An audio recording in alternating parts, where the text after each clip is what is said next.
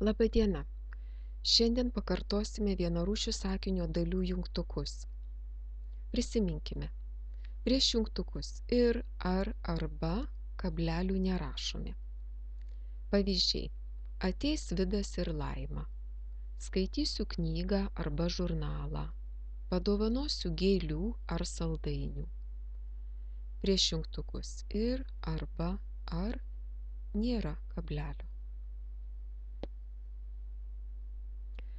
Jei prieš vienarūšę sakinio dalis kartojasi jungtukai ir, ar, arba, tai prieš antrąjį ir kitus paskesnius jungtukus rašome kablelį. Pavyzdžiui, pirkau ir sulčių, ir ledų. Dar nežinau, kur važiuosiu vasarą. Ar į kalnus, ar į stovyklą, ar į kaimą. Norėčiau nuvažiuoti arba į Londoną, arba į Paryžių, arba į Romą. Matome, pirmajame sakinyje kablelį rašėme prieš antrąjį jungtuką ir. Antrajame prieš antrąjį ir trečiąjį jungtukus ar.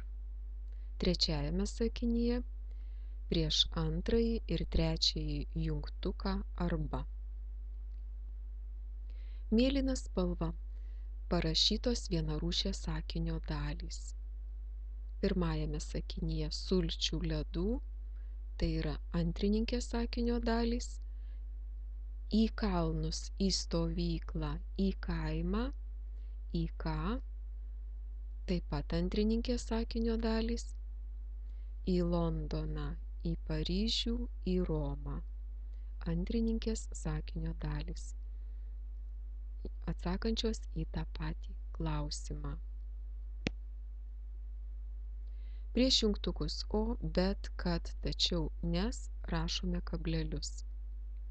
Pavyzdžiui, nors šiltai apsirengiau, bet sušalau. Ne Rimas, o Jonas nutapė paveikslą. Žinojau, tačiau pamiršau. Smagu, kad turiu gerą draugą. Nevalgiau, nes nenorėjau. Mėlynai parašyti žodžiai taip pat vienarūšės sakinio dalys. Pirmajame sakinyje vienarūšiai tariniai atsako į klausimą, ką veikiau, atsakome, apsirengiau, sušalau. Antrajame sakinyje Rimas Jonas vienarūšiai veiksniai. Atsako į klausimą, kas. Žinojau, pamiršau, ką veikiau, vienarūšiai tariniai. Nevalgiau, nenorėjau. Ką veikiau, nevalgiau, ką veikiau, nenorėjau. Vienarūšiai tariniai. Ačiū, kad mokotės. Mokytoja Lina.